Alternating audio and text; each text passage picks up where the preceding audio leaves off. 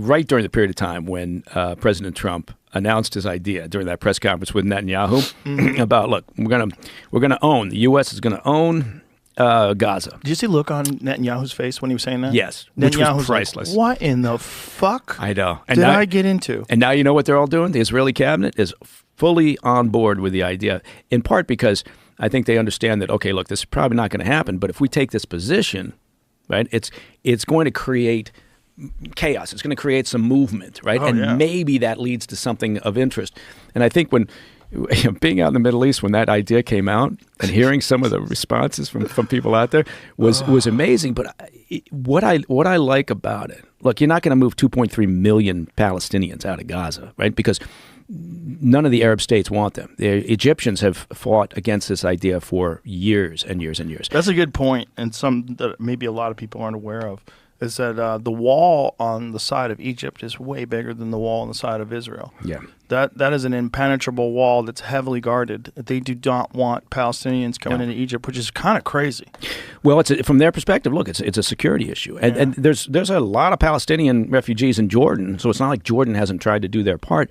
But they also, what are they going to do? Absorb another 2 million Palestinians? No. So the problem from an operational perspective is it's unlikely to happen, right? And also, do you really want the U.S.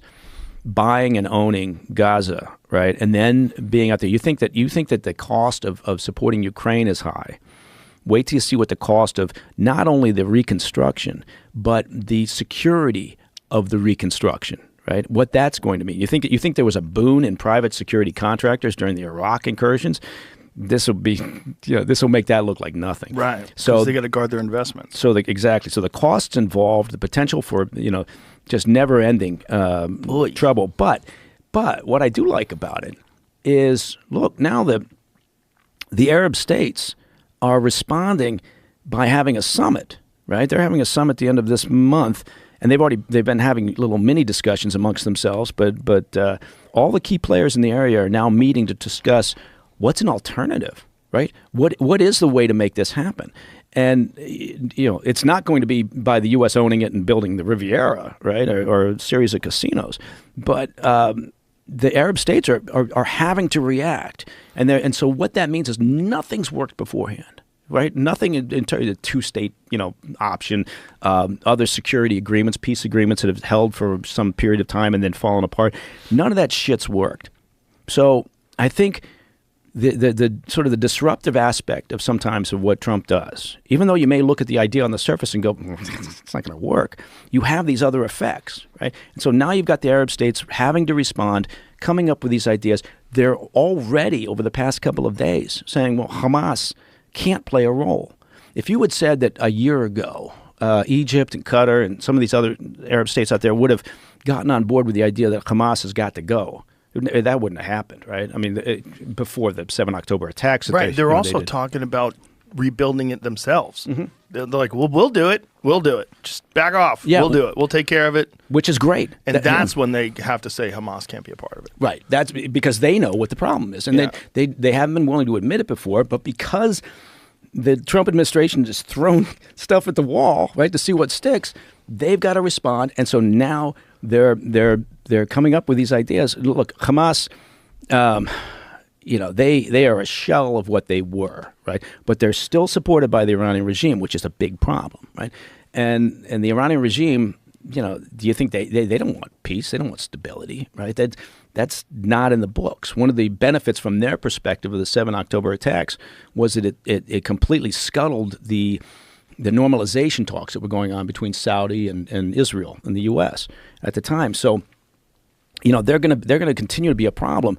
But Hamas, is now kind of on its back foot.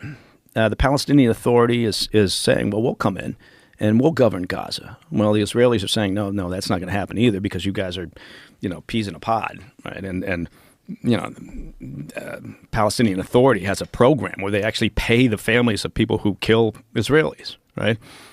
It's called the Pay to Slay program.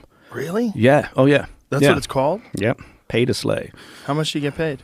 You know what? I'm not sure what the going rate is now, but for out there, it's it's a payment, ongoing payments to families who have family members who have attacked, wounded, or killed Israelis.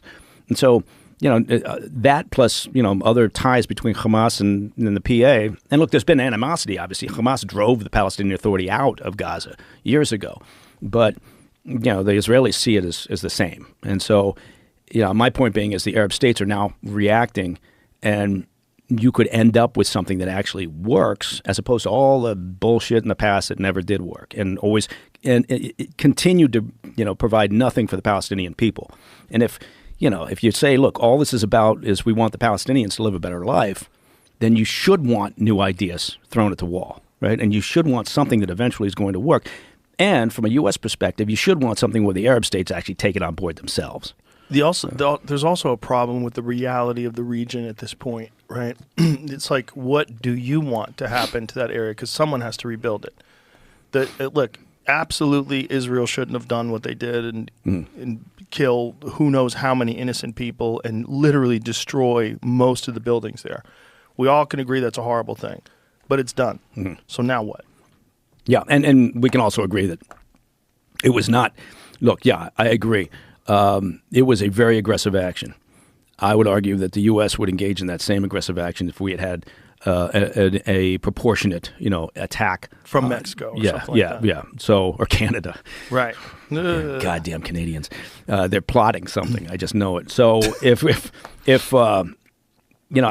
that's true. But again, it was a war that Hamas started. Right? I think you have to go back to the beginning of this one. And yes, there's fault on both sides, of course. But, Hamas now at times has been acting like the aggrieved party. Right? It's fuck around and find out in the worst way possible. Yeah. That's what it is. I mean, they gave Israel the green light to just go ham. And now when you see the overhead drone footage of what Gaza looks like now, it's hard to even believe that it's real. Everything's gone. Yeah, which I get it. I mean, from a real estate developer's perspective, I'm sure he's seen overhead imagery. Gonna turn it into the Mediterranean of the Middle East. This looks like a demolition site. So let's clear it out. The real question is, if that doesn't, then what? If you don't want that to happen, then what? If the United States doesn't take it over, or who should, and what do you do with it? And how do you get the money to rebuild it? And where does it come from? And how do you do it? Who do you bring in to rebuild it? Who governs it? How does that work? Who gets what building? How does it work? Yeah. It's a very complicated thing when you destroy an entire fucking city. Yeah.